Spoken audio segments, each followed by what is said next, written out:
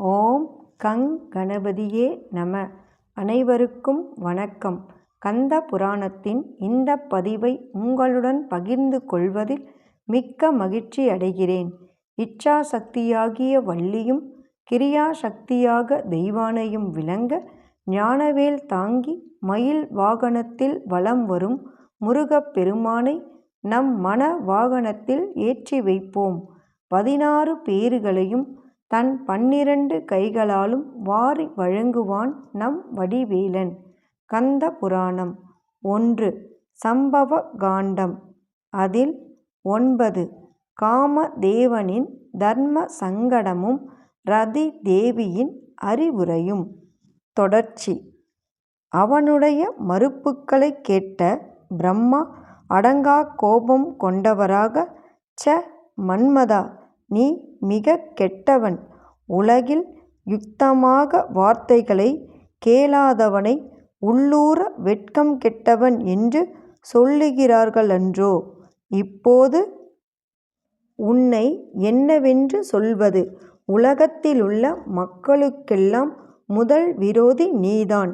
இந்த உலகத்தில் மற்றவருக்கு உதவி செய்வதையே முதன்மையாக கருதி வாழும் பெரியோர்கள் பிரளய காலம் தோன்றும் வரையிலும் புகழோடு கூடிய உடல் கொண்டவர்களாக திகழ்கிறார்கள். மன்மதனே, முன்பொரு சமயம் ச்யவன முனிவரின் மைந்தரான ததீசி முனிவரிடம் தேவர்கள் அனைவரும் சென்று வஜ்ராயுதம் செய்வதற்காக யாசகம் கேட்டபோது, அம்மகா முனிவர் தம் உடம்பிலிருந்து எலும்புகளை கூட எடுத்து அவர்களிடம் கொடுத்திருக்கிறார். மேன்மை வாய்ந்த சந்திர குலத்தில் தோன்றிய சிபி என்னும் சக்கரவர்த்தி ஒரு மாடப்புறாவிற்காக உள்ளம் உருகி தனது உடல் கூட்டிலிருந்து எலும்புகளையும் சதைகளையும் அறுத்தெடுத்து சிறிதும் கலங்காமல் மனமுவந்து கொடுத்தான். சூரிய புத்திரனான கன்னிப் பெண்ணிடம் பிறந்த கர்ணனும் தன்னிடம் யாசகம் கேட்டு வந்த தேவேந்திரனிடம் சக்தியாயுதத்தை பெற்று கொண்டு தம் உடம்போடு பிறந்த கவச குண்டலங்களை சிறிதும் கூசாமல் அறுத்தெடுத்து ஆனந்தத்தோடு அன்பளிப்பாக தந்தான். இந்த உலகத்திலேயே உன்னை போன்ற கதர்யன், அதாவது தானும் அனுபவிக்காமல் அதே சமயம் பிறருக்கும் கொடாமல் இருக்கும் கடையன் இதுவரை வேறு யாரும் இருந்ததில்லை, இனி இக்காலத்திலும் இருக்கப் போவதுமில்லை. ஆகா, இவனுடைய மூட புத்தியை பாருங்கள் என்று கூறி கரம் கொட்டி தலையாட்டிச் சிரித்தார். அங்கிருந்த தேவர்கள் அனைவருமோ மன்மதனை சூழ்ந்து கொண்டு மீண்டும் மீண்டும் அதையே கூறி மன்றாடினார்கள். உடனே மகாவிஷ்ணு, மன்மதா, நீ இப்படி மறுத்துரைப்பது உனக்கே நன்றாக இருக்கிறதா? மேலும் எங்கள் எல்லோர் முன்னிலையிலும் நீ நின்று கொண்டிருக்கின்றாய். ரதியின் நாயகனே, நீ நல்லவர்களுக்குச் சொந்தக்காரன் என்றும் துன்மார்க்கர்களுக்கு உதவி புரியாதவன் என்றும் உலகமெங்கும் பிரசித்தி பெற்றிருக்கின்றாய். ஆகையால் சிவபெருமானை உமாதேவியோடு இணைத்து வைத்து பெருமளவிற்கு புண்ணியத்தை தேடிக் கொண்டு விடு. அதனால் அந்த பார்வதி பரமேஸ்வரனும் உன்மீது அதிக பிரியம் கொண்டு நீ விரும்பிய பொருட்களையெல்லாம் தந்தருள்வார்கள் என்று கூறினார். இல்லை, சிவபெருமானின் அருகில் நான் எந்த விதத்திலும் அணுக மாட்டேன். இதை தவிர வேறு எதை வேண்டுமானாலும் நான் உங்களுக்காக செய்து முடிக்கிறேன்.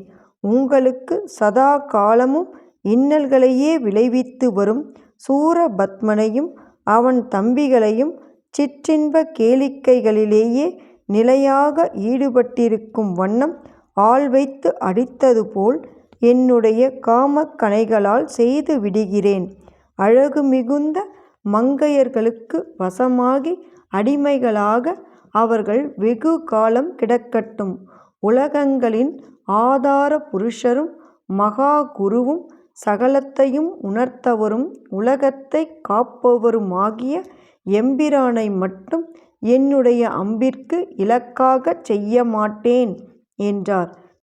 மீண்டும் மீண்டும் மன்மதன் மறுத்துரைப்பதைக் கண்ட நான்முகன் கோபாவேசத்தினால் எழுந்து நின்று உதடுகள் துடிதுடிக்க காதுகளுக்கு கடூரமான வார்த்தைகளைப் பொழியலானார். திருமாலே, அசுரனை தன் வசமாக்கிக் கொண்டு தேவ மங்கையரை அபகரிக்கும் கொடிய அசுரனுக்கு இந்த மன்மதன் ஒப்பானவன். இவனிடம் நாம் ஏன் உதவியை நாட வேண்டும்? நாம் ஆணையிட்ட தேவ காரியத்தை இவன் இப்போதே செய்து முடிக்காவிட்டால் இவனை உடனே நான் சபித்துவிடப் போகிறேன். இவனைப் போன்ற துஷ்டன் தடியடிக்குத்தான் வசப்படுவானே தவிர இதமான வார்த்தைகளுக்கு வசப்பட மாட்டான். பிரம்மதேவரின் இத்தகைய மொழிகளைக் கேட்டதும் தேவர்கள் அனைவரும் ஆரவாரத்தோடு பெரிதாக குரல் எழுப்பி கூச்சலிட்டார்கள்.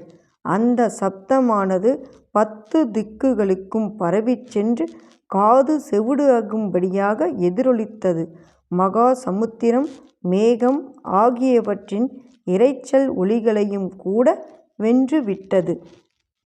மன்மதனோ என்ன செய்வது என்பதை அறியமாட்டாதவனாக தனது பிரிய மனைவியான ரதியுடன் சேர்ந்து பிரம்ம சாபத்திற்கு அஞ்சி மனம் வருந்தினான். அப்போது ரதி தேவி தன் நாயகனை நோக்கி, அன்பரே, நீங்கள் சிவபெருமானின் இருப்பிடத்திற்கு செல்ல வேண்டாம். இந்த நான்முகனின் சாபம் உங்களை என்னதான் செய்துவிட முடியும்? எத்தகைய சாபத்திற்கும் விமோச்சனம் உண்டு. ஆனால் சிவத்ரோகமான செய்கைக்கு மட்டும் எக்காலத்திலும் விமோச்சனமே கிடையாது. சர்வேஸ்வரனாகிய மகாதேவன் தமது இதழ்கடையோரத்தில் அரும்பி மலரும் லேசான புன்சிரிப்பு ஒன்றினாலேயே அனாயாசமாக 3 உலகங்களையும் எரித்து சாம்பலாக்கி விடுவார். என் வார்த்தையை ஒரு பெண்ணின் வார்த்தைதானே என்று கருதி அலட்சியப்படுத்தி விடாதீர்கள். உங்களுக்கு அவமதிப்பைக் கருதி நான் இப்படிச் சொல்லவில்லை. உங்கள் நன்மையைக் கருதியே நான் இப்படிச் சொல்கின்றேன். சிவபெருமானை உங்கள் காமபானத்திற்கு இலக்காக்கி விடாதீர்கள். உலகநாதரான அப்பெருமானை வணங்கி வழிபடுங்கள்.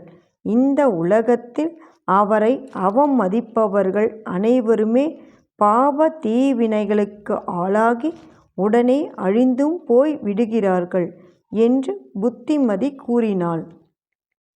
தன் மனைவியின் அறிவுரைகளைக் கேட்ட மன்மதன் அவளை நோக்கி, அழகும் கவர்ச்சியுமுள்ள புருவங்கள் வாய்ந்த என் அருமை பத்தினியே, நீ இப்போது சொன்னதெல்லாம் முழுக்க முழுக்க உண்மைதான். அதில் சிறிதும் சந்தேகமே கிடையாது. காலனுக்கும் காலனாகிய பார்வதி மணாளனிடமிருந்து சம்பவிக்கின்ற மரணமும் மிகவும் உயர்வானதுதான். மற்றவர்களிடமிருந்து ஒரு கல்பகோடி காலம் வரையிலும் நீண்ட ஆயுளை அடையப் பெற்றாலும் அது அற்ப ஆயுளுக்கு சமமாகவே ஆகும். ஆனால் உலகிற்கெல்லாம் பிரபுக்களான இத்தேவர்கள் என்னிடம் வேண்டுகோள் விடுக்கிறார்கள். எனவே என் மீது ஆணையாக கூறுகிறேன், நீ மறுவார்த்தை கூறாதே என்று கூறி அவளை சமாதானப்படுத்தினான். பிறகு அவன் விஷ்ணு முதலான தேவர்களுக்கு முன்னால் எழுந்து வந்து அவர்களை கரம் கூப்பி வணங்கி நமஸ்கரித்துவிட்டு கூறலானான். எண்ணிய பொருளை அருளச் செய்யும் கந்த புராணத்தை காதலுடன் இப்புவியில் படிப்போர், கேட்போர், நினைப்போர் யாவரும் பசு, பத்தினி, உறவினர், புத்திரன் ஆகிய அனைவரோடும் ஆனந்த வாழ்வை வாழ்ந்து இந்திரனைப் போல தலைமைத்துவமும் இன்பமும் மிக்க வாழ்வை வாழ்ந்து இறுதியில் பரமானந்த நிலையாகிய சிவபதப் பேரும் பெறுவர். வேலும் மயிலும் சேவலும் துணை. கந்த புராணத்தின் தொடர்ச்சியை தொடர்ந்து கேட்க நமது RKN காலம் சேனலை சப்ஸ்கிரைப் செய்து பெல் ஐகானையும் கிளிக் செய்யுங்க. இந்த பதிவினை நமது ஆன்மீக அன்பர்கள் அனைவருக்கும் ஷேர் செய்யுங்க. பிடித்திருந்தால் மறக்காம லைக் பண்ணுங்க, கமெண்ட் பண்ணுங்க. தொடர்ந்து கேட்பவர்கள் அனைவருக்கும் எனது மனமார்ந்த நன்றி. நாளையும் வருவான் நமது வடிவேலன்.